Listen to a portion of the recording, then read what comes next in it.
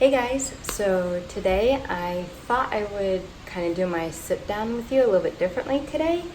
I don't want you guys to get bored of the normal backdrop. And so I actually saw some other YouTuber do this and I thought this was a really good idea.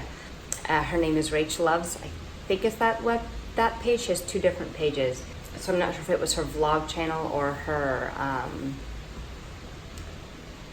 makeup channel. But anyway,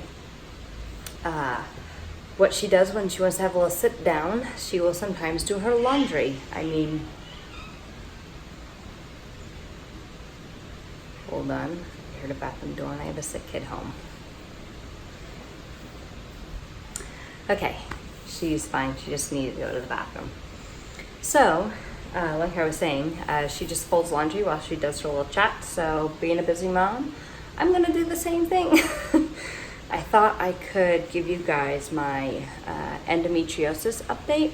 I've had a lot of requests on my channels on how I'm doing now post-surgery. So let me give you a little, a small backstory, but I'll link all of my videos down below. I have an endometriosis playlist actually with lots of different types of videos, how I'm doing, what I did to manage my endometriosis, how my surgery went initially.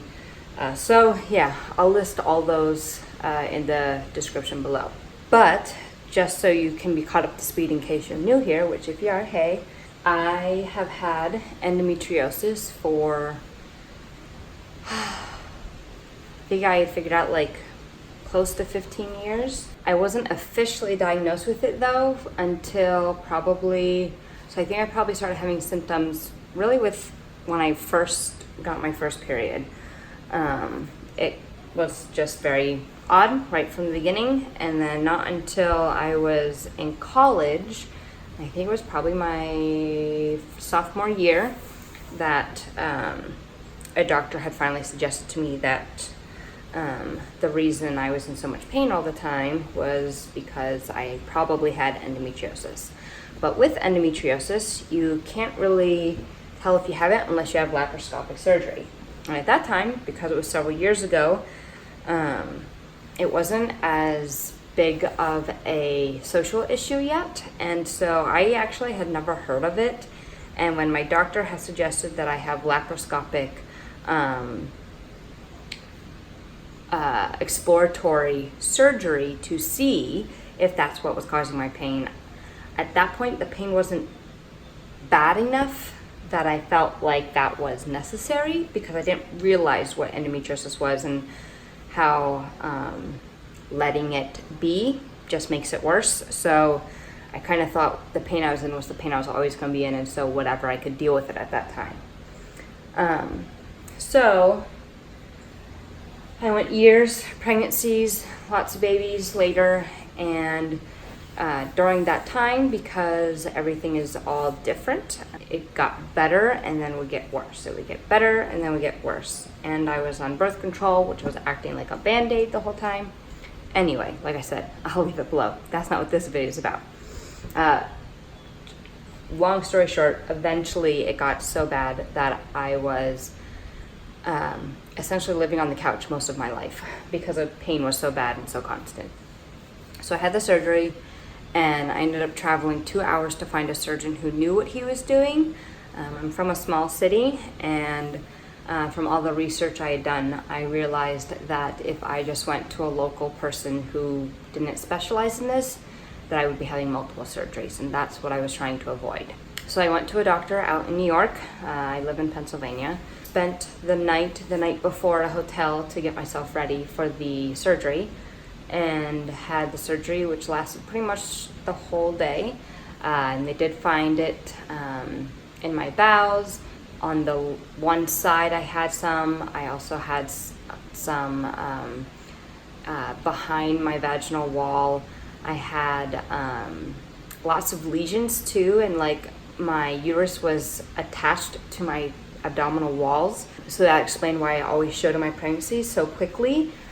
Because my uterus was attached to my stomach, and so the moment my uterus would grow even a little bit, my stomach popped out because my uterus couldn't grow inside anywhere. So lots of lesions and that type of thing. Apparently my appendix was also compromised by the endometriosis, so he took that out. So I no longer have my appendix.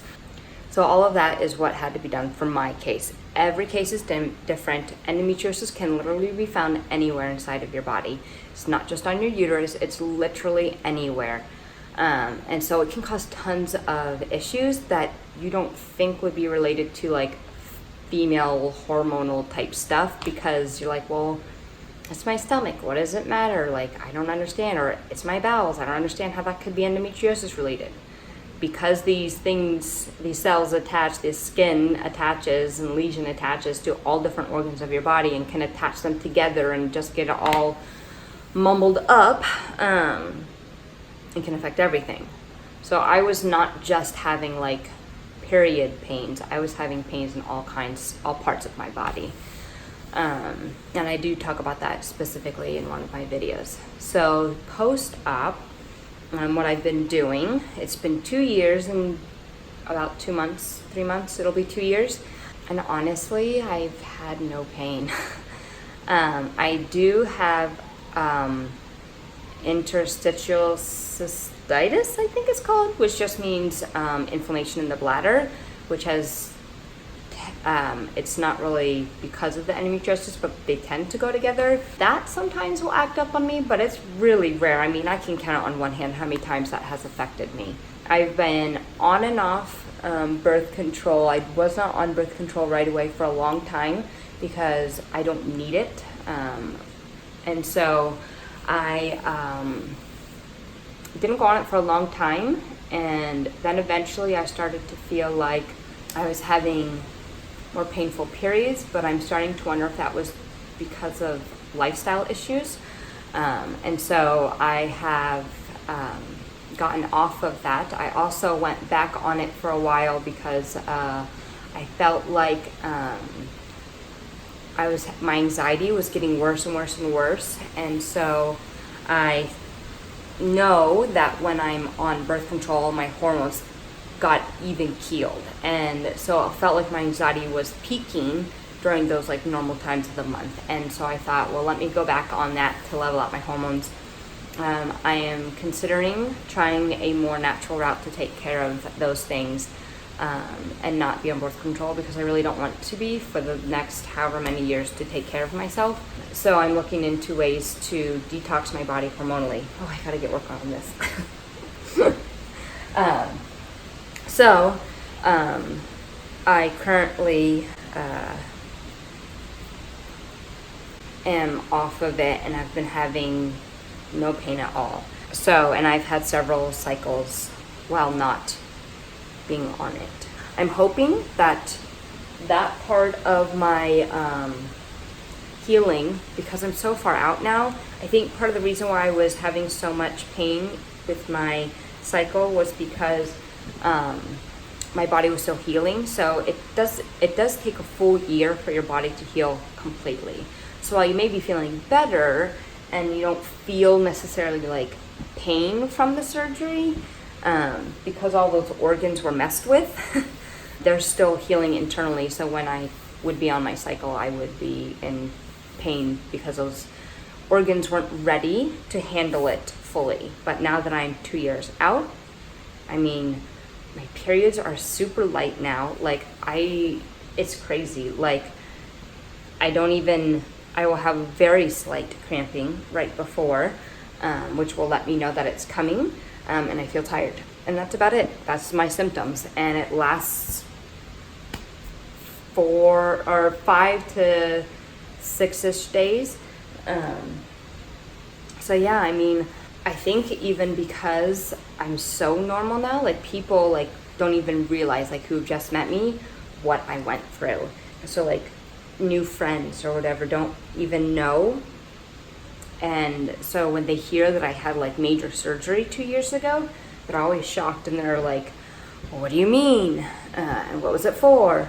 And then those who do know are frequently commenting on what a difference life is now that I've had the surgery. So, I mean, it's obvious to everyone around me that I am a world better since having the surgery. And like I said, I don't feel any pain ever. I will say in the first year, exercise was very difficult. I had to be very careful with what I did, because if I did too much, I would get major pelvic floor pain. And I was warned that my pelvic floor would be weak because of several things. Because I've had twins, I've had 2 other kids even, then I've had the surgery that moved everything around. And so my pelvic floor was always used to holding on tight because it was afraid something bad was about to happen, because that's its whole life. So I did have to go to physical therapy for that, and that was a game changer. If you are post-surgery and you're feeling those spasms that almost feel close to the endometriosis pain but are a little different, it may be your pelvic floor. And if you go to a physical therapist who understands pelvic floor disorder, they will give you certain exercises to be doing at home to strengthen it, to teach your pelvic floor to loosen up, because that's essentially what is happening, is you're having muscle spasms because your body doesn't know what to do. And so you first work on teaching it to relax, and then you work on strengthening it. And so ever since I've done that, I literally have had no pain. So yeah, I mean, I totally think it's worth it. If you have any questions, totally put them down below. I've tried to start interacting more on those videos. I had taken a break, as you know, from YouTube for a while. And so I've gone back to those old videos and tried to comment on some of the replies, and it breaks my heart hearing what some of you are going through. And I've been there. I know it sucks really bad to have a disease that nobody can see and doesn't understand even still, and just sometimes the unsympathetic ways people treat you from this disease. Leave me some comments below, questions, anything that you have concerns about, thoughts about. I'd love to try and be a resource for you. And if I feel like maybe all the comments would warrant another video, I'm totally up for that. I want to really kind of educate and empower women to go to the doctor, because it took me 4 doctors to get help. So I really advocate, not even just with endometriosis, but with anything, if you have this just gut feeling that there's something going on and your doctor dismisses you or treats you like you're an idiot, been there, done that, still have trust issues with certain doctors because of that. I really want to encourage you to take your health a priority and not doubt what you're feeling, and go and see as many doctors as you need to until you get the help that you need. So yeah, if you want more on that topic, on how that affected me emotionally, how it's affecting me now currently, even 2 years post-op, let me know. I mean, I'd be willing to talk about that. I don't know how long that video would be, but I'd totally be willing to be honest about that and how that really affected me. But otherwise, I'm gonna finish folding my laundry. I'm almost done. If I didn't talk with my hands so much, I probably would have finished. But otherwise, I will talk to you guys in the next one. Bye. Really, garbage trucks right now.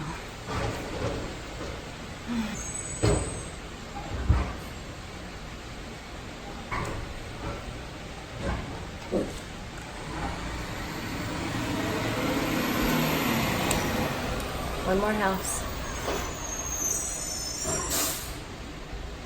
Not you two. Get down. Ray. Adios, garbage. Okay. Heck no. Give me it. No. Why is it every time I do a video you want to play with your squeaky ball? Come here. Right now, Ray. Ray. Sit. Good girl. Leave it. Leave it. No. No. Get down. Ray.